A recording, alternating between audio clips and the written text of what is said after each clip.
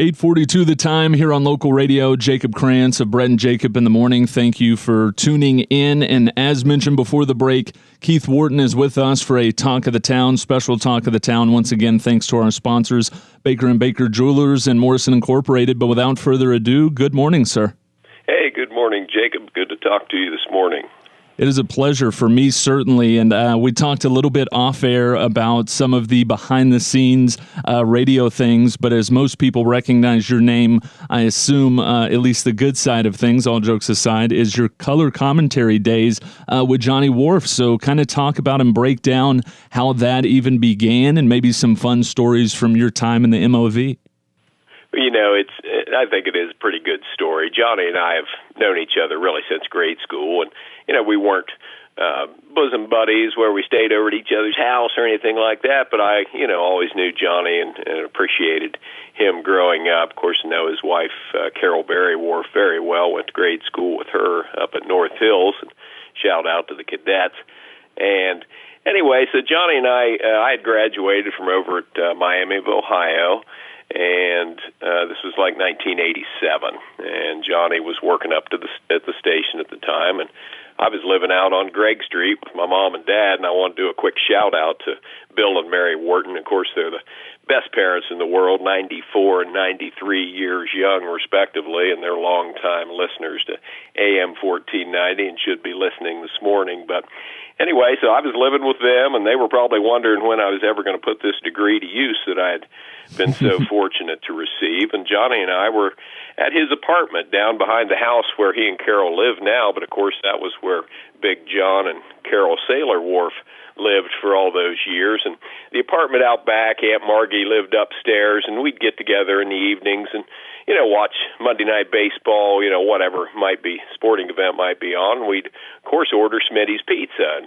Johnny had the window right there on the alley, and the window would open up or it would open down, and Sleepy'd bring the pizza right there, you know, the delivery person, and we'd drop down the window and get the pizza and the Smitty's pie. And so we were doing this one Monday night, and Johnny was a little bit nervous. He was worked up. I said, well, what's wrong, John? Well, I got this Legion game, Marietta Post 64, playing tomorrow night, and my cohort or color commentator was going to be Randy Wooden, who is an outstanding broadcaster at WMOA, and his wife was having twins. And if you start adding up the days or the years, I should say, gosh, those twins are probably 35 years old now, 34 years old, something like that. But anyway, that's how time flies.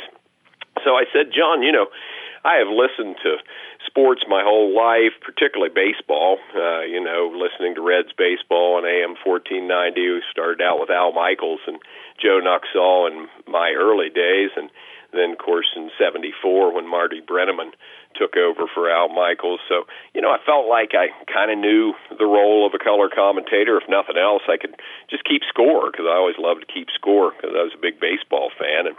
And so if I do say so myself, Jacob, I put those headsets on, and Johnny and I we just really clicked. It was almost just as if we were sitting there in his little apartment in the alley off 4th Street and watching a ball game. And that game that night was Marietta Post 64 playing host to Maynard Post 666. And gosh, I can even remember the hurler on the mound for Maynard was Jason Shira, and we just had so much fun. And that first game, you know, went pretty well. And back in those days, Big John was always listening in, Big John Wharff, the legendary voice of Marietta sports, and so he kind of gave his seal of approval, I think. And so we just kept doing Legion baseball that summer.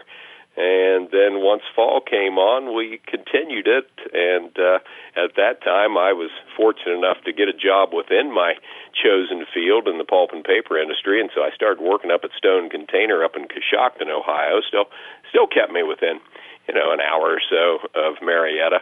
And when Tiger football came around that fall, Johnny extended the offer to maybe help him out a little bit in football. And so we just continued with Marietta Tiger football down at Don Drum Field, and then it led into Tiger basketball at Sutton Gym, maybe picked up a couple Marietta College games, and I don't know, the rest is kind of history. It ended up being a bit of a part-time job for me, but just a really, really fun experience. And we've heard many great stories from listeners about that chemistry that you had talked about, and some of the notes that I see is kind of sticking with Legion baseball. As you mentioned, I had heard rumblings of a story about a potential heckler that had said kind of some choice words to you. Do you remember any of that, and is there anything you'd like to share from kind of that side of broadcasting? Yeah, we were. I believe we were playing Chillicothe, and I don't think we were at Troutwine Field, the main field there at Ohio University, or at least it used to be. But it was one of the off fields, that they use so they can play a lot of games in a short period of time on that Legion State tournament. And we were playing Chillicothe, and we were right by the fence. That's what was so cool about it. We weren't in the press box. We were basically right by the first baseman, and all of a sudden during a break, we had our headsets on, so you can't hear that much, but you can still hear a little bit of the crowd. And I'm in the background, oh, radio man, how about those chili dogs? Radio man. So anyway, that was just one of those things. He was an inspired fan for the Chillicothe, and forgive me, I can't remember their post number. I'm slipping a little bit, but anyway, it was hilarious. In between breaks, we'd turn around and give him a glare, as if he was really interrupting a first-class performance. So that was just one of the things you had to face, because when you went into, whether it be a big Legion tournament or maybe a high school basketball game, there were some diehard fans for both sides, and it was always fun to be able to interact with them. It sounds like it, and not to encourage hecklers. It's something in the moment that you're not a big fan of potentially, but afterwards you become more fond of it, and that's kind of the things that you live for in the broadcasting game. And I had actually seen as well, or at least heard that as far as your prep, how it became a first-class broadcast, was you would kind of simulate things the night before, so kind of expand on that. Yeah, Johnny and I'd go out. The Legion tournament, it was, and I hope to get to talk a little bit about the boys' state basketball tournament too, but, Big John and Johnny would kind of set us up over there, and, I played a lot of games, and sometimes you'd finish up in the afternoon, then you'd have a game early in the nenext morning, and so he'd let us get a hotel room and stuff, and so we'd occasionally go out and, have some restaurant, have good food and fun, and maybe wander over to Troutwine Field. It was such a nice facility, and it was maybe after dark, maybe 9 o'clock at night, and back then you didn't have all the tight security with everything all locked up, so we'd find our way out there onto the green grass and in the dirt, and Johnny'd go up on the summit, and he'd get on the rubber, and then I'd get behind the plate as his catcher and flash a couple signs. There was still enough light out there that, of course, he could see whether I wanted fastball or curve, and we'd do a little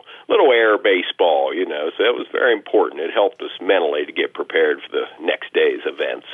Definitely a Field of Dream-esque, and those are just some of the great stories. And I just want to talk about, as well, as you mentioned, the basketball tournament. So kind of, talk about your memories there.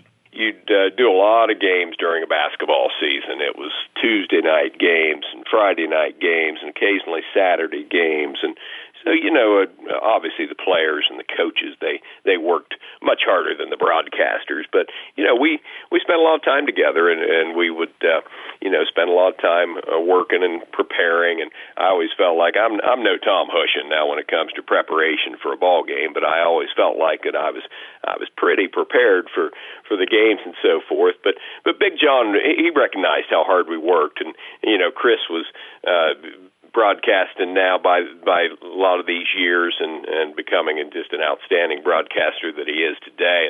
And so Big John would put us up there at the state tournament for the weekend. And gosh, years ago, there was the old Holiday Inn on the Lane, and we'd get to, stay over there typically. And when I first got to go to the state tournament, they were playing at Old St. John Arena. And I'm telling you, Jacob, if you ever have a chance to see a basketball game in St. John Arena, Schottenstein Center's world class, don't get me wrong, but the St. John Arena was just a place to watch a game, because you'd go up in the upper deck of St. John Arena, and it was straight up and down. I mean, literally, you could almost look down and see the court right below you. But so it was kind of a celebration of the year's hard work that we'd put in for high school basketball. And unfortunately, the Tigers never got a chance to play well enough. It was tough competition. We were a big school back then, and always had to play tough teams, so we were never able to actually have our home team up there. The Fort Fries eventually went, the Lancaster Golden Gales one year, and we knew Coach Greathouse, and they went one year, so that was exciting for us. But Big John would put us up. We'd get to wear our WMOA blazers. I still have mine, and pull it out every now and then, and had the nice logo on the left breast of the jacket, and so we'd get to sit right down on the court, and I just felt like it was big time. I felt like we were back then we were part of ABC Sports, and the network, and so people really looked up to us, but we had so much fun, and we'd get to go to the post game press conferences, and did we really participate and ask a bunch of questions? Probably not, but we'd get to attend, and it was really exciting, and just leading on more continuation of the state tournament. That's probably the highlight, one of the highlights of my broadcasting career is I got to broadcast LeBron James when he was in high school. Wow! And I know there's a lot of views now about LeBron James, and he's big time now, and whether you like LeBron or not, he's an Ohio kid, and he was just a phenomenal high school basketball player, of course, but he could have scored 60 points a game if he wanted to, but he wasn't that type of player. He was pass first, and he really didn't have that great a shot back then. He has just strictly worked himself into an outstanding three-point shooter now that he is, but really in high school he didn't shoot that well. He was thinking pass first, but we got to see LeBron just physically mature as a go from a youth into a man, and this was in Schottenstein Center by the time LeBron had come into play, but the place would just be packed. I don't know what kind of attendance they get at the state tournament anymore.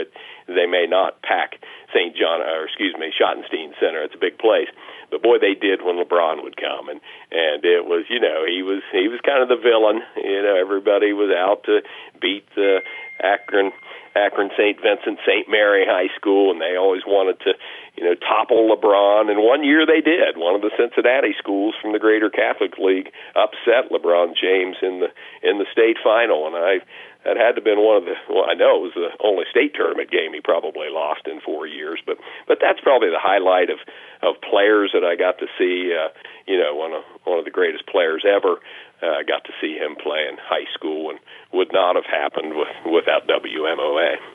And that's an amazing story, and I am a Cavs fan myself, but LeBron is the man for a guy that had all of the hype in the world at 18 years old, even 15 years old, when you were mentioning to never get in trouble off the court and to be a pass-first guy that will potentially score more points than anybody ever has. I think he's done pretty well for himself. But your ears must have been burning when you mentioned Tom Hushen, because at around that time he had walked into the studio, handed me a note, and he wanted you to at least reminisce on a night in Canton years ago when you and the Tom Hushen were able to broadcast the longest field goal in Tiger football history. Does that ring a bell? Oh, it rings a gong and not just a bell. We went up on a Saturday night. Marietta played Canton Glen Oak, I think. Tom, he's probably it wasn't Canton McKinley. I'm pretty sure it was Glen Oak, the other high school. Forgive me if I've got the high school wrong, but Marietta's Todd Estes was the kicker, and it's AstroTurf Field. Big time press box. Back in our day, Don Drum Stadium didn't have that press box that they have now. That's flipping world class. It was you climbed up a ladder almost to do the game. And anyway, so we're up there at Fawcett Stadium, and it was probably at the end of the first half. He'll have the exact time probably that the kick left the foot, but we're thinking now there's just no way that they're going to try a field goal. They're just going to run out the half, and I'll be darned if the Tigers didn't run out there and try that field goal. And I mean, he nailed it. He didn't have a lot of room to spare, but he nailed it. It was just one of the most phenomenal things that I'd seen. You just don't see special teams like that in high school football very often, and Marietta had it, and we happened to be there. I think the quarterback that night for the Canton team was the brother of Brian Hartline, who's the Wow. Buckeyes' lead recruiter. I think he ended up playing. I think his name was maybe Mike Hartline. That's terrible. I can't remember his first name, but he went on, I believe, to play at Kentucky maybe a year or so. So he was a big-time quarterback, and Marietta ended up losing the game that night. But, boy, we'll never forget that long, long field goal. And that is a great story, and that's the voice of Keith Wharton here on WMOA, a special Talk of the Town edition here with former WMOA alum, color commentator over the 80s and 90s, I do believe. And with a few minutes left, I've really loved the story so far. I actually wanted a request or had a request for another story, something about you and Johnny chasing the ghost of pretty boy Floyd after a Gallia Academy game. Kind of talk to us about that.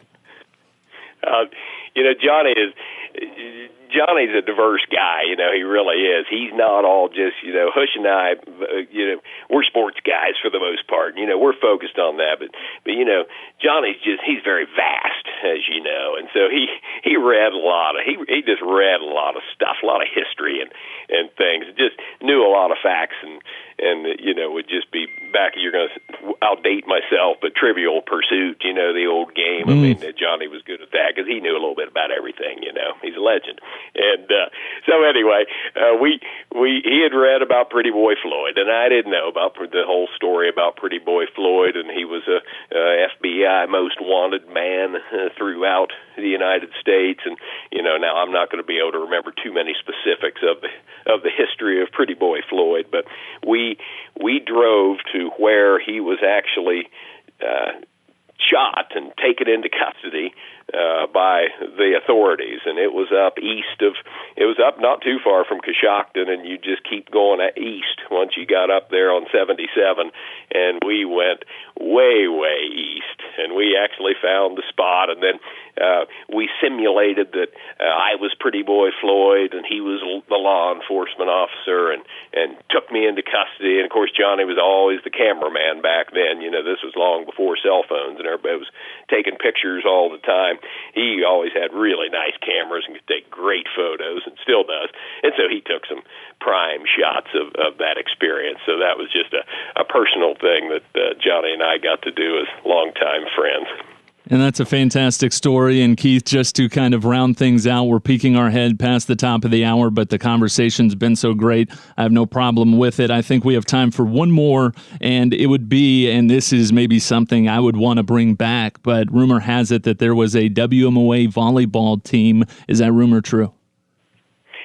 That is, we did a little fundraiser, and it's kind of interesting because it ties into my life today. It was an opportunity where I really got to meet my future wife, and we played down at the Betsy Mills, and we were representing WMOA. It was a fundraiser. I'm not sure if it was for Easter Seal Society or what it was. WMOA was always such a big community supporter of all kinds of causes, and I'm sure they still are today. And so we went down to the Betsy Mills Club, and we had the likes of Dick Geyer. Dick Geyer was a long-time morning man and just a professional, like so many people are at WMOA. And so he was there, and his son Rick was in my class, and Rick was like 6'7" or something like that, so he was really good. Johnny was on the team. My future wife, Leslie Foraker, was on the team, and her father, Jim Foraker. And Jim Foraker was a tremendous athlete. He's no longer with us, but he was in the Soccer Hall of Fame over at Grove City College in western Pennsylvania, so he was very athletic. And so fortunately, he became our coach because, Johnny and I were kind of just there. I won't speak for him, but I was there to be seen, and all this kind of stuff and just have fun. But well, Jim Foraker wanted to win this thing, so he called timeout, he diagrammed, he wanted us in certain positions, and by golly, I think we won a few games. Now, I'm not going to say we threatened for the championship at that Betsy Mills volleyball fundraiser, but we surely had fun doing it. And that's another fantastic story. Keith Wharton, the legend himself, married a high school class of 1982, coming all the way from Hollister, California to join us right here live on local radio, WMOA. Keith, it's just been a pleasure to be able to talk to another WMOA great, and I really appreciate you spending the morning with us. Oh, Jacob Krantz, just great job. I appreciate what you do, and Brett and the station. Just getting to hear the little clip of WMOA radio this morning. You have come a long way and have a great future ahead of you. I really appreciate that, especially coming from you. That is Keith Wharton, former WMOA color commentator, now in Hollister, California.